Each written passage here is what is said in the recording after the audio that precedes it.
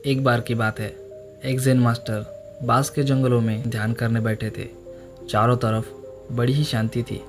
अचानक Zen master का ध्यान टूटा और चेहरे पर उदासी छा गई, क्योंकि ज़ेन मास्टर ने ध्यान में एक विजन देखा कि 7 दिनों में उनके प्रिय शिष्य की मृत्यु हो जाएगी। ज़ेन मास्टर का आश्रम जापान के घने जंगलों में था, जहाँ वह अपने शिष्य को ज़ेन यानी ध्यान के साथ साथ कई प्रकार की औषधियाँ बनाना और बीमारियों का इलाज करना भी सिखाते थे।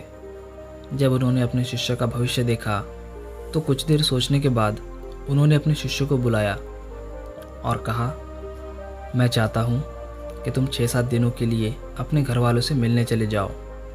ये सुनकर शिष्य ने आश्चर्य किया और सीधे अपने गुरु से पूछा, आप अचानक मुझे घर जाने के लिए क्यों कह रहे हैं?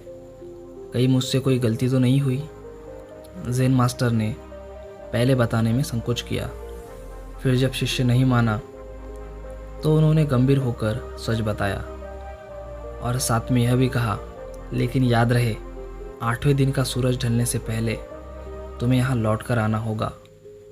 शिष्य ने गहरी सांस ली और भारी मन से घर को निकल गया। रास्ता लंबा था। बीच रास्ते में कुछ गांव भी पड़ते थे। जब शिष्य नदी पार करके एक गांव से निकल रहा था तो उसने गौर किया कि नदी के इस पार लोगों की तबीयत ठीक नहीं है। कुछ खांस रहे हैं, कुछ हाँफ रहे हैं और कुछ को सांस लेने में दिक्कत हो रही है। जब शिष्य उस गांव से गुजरा तो उसे पता चला कि इस गांव में एक भयानक बीमारी फैल रही है, जिसकी वजह से अभी कुछ दिनों पहले ही 2 गांव वालों की मृत्यु हो चुकी है।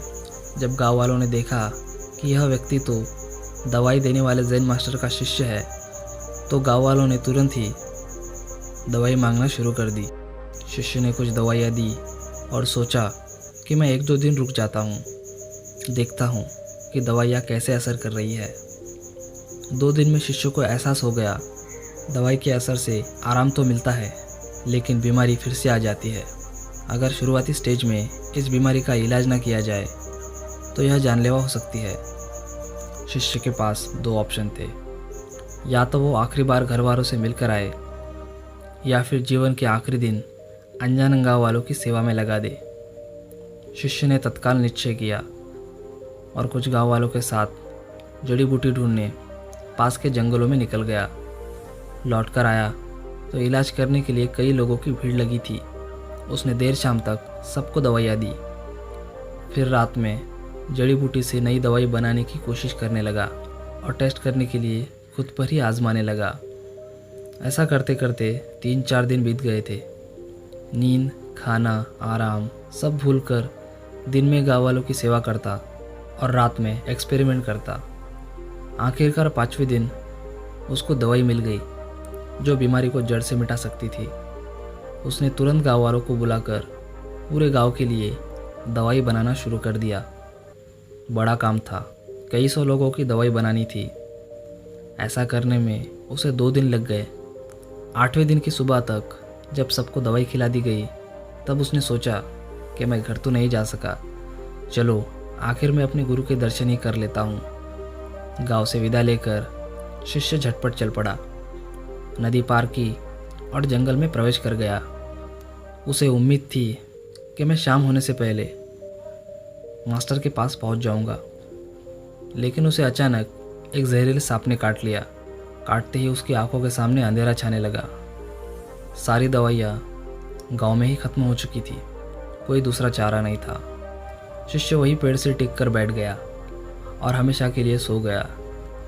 लेकिन अचानक आंखें खुली तो शिष्य ने देखा कि वह तो आश्रम में है और सामने ज़ेन मास्टर बैठे हुए हैं। शिष्य ने पूछा, ये कैसे संभव है? आज तो मेरी मृत्यु निश्चित थी। ज़ेन मास्टर ने कहा, तुम पहले यह बताओ कि तुमने इन 7 दिनों में क्या किया। तो शिष्य ने गांव में बीमारी, जड़ी बूटी की खोज, यह सारी बात बता दी। ज़ेन मास्टर की आंखें नम पड़ गई। ज़ेन मास्टर ने अपने शिष्य को आशीर्वाद दिया और बोले, कर्म हमारे साथ चलते हैं, जैसा हम करते हैं वैसे ही हम बनते जाते हैं। जब तुमने दवाई खोजने के लिए विभिन्न प्रकार की जड़ी बूटियाँ खुद खाई, तब उनमें से कुछ दवाइयाँ जहरीली भी थी। 7 दिन में तुम्हारा शरीर इस जहर को थोड़ा बहुत आदी हो गया था, इसलिए सांप के काटने से तुम्हारी आकस्मिक मृत्यु नहीं हुई।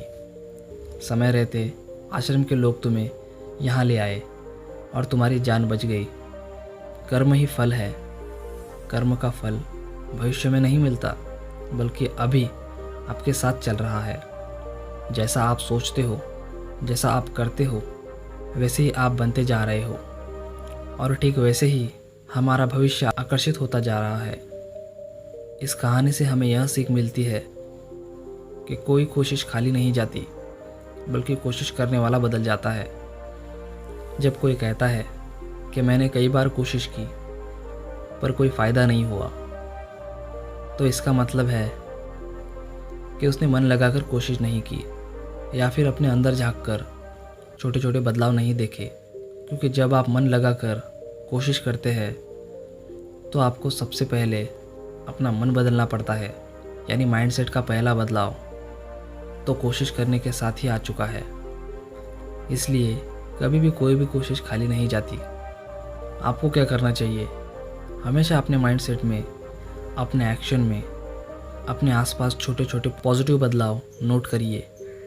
एक के बाद एक कदम बढ़ाते जाइए, चाहे वो कितने भी छोटे क्यों ना हो, क्योंकि कोई भी कोशिश खाली नहीं जाती। तो दोस्तों, यह कहानी आपको कैसी लगी?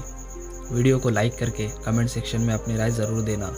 अच्छी लगी हो तो इस चैनल को सब्सक्राइब करके नोटिफिकेशन बेल को ज़रूर प्रेस कर देना। मिलते हैं अगली वीडियो में। तब तक के लिए अपना ख्याल रखिए।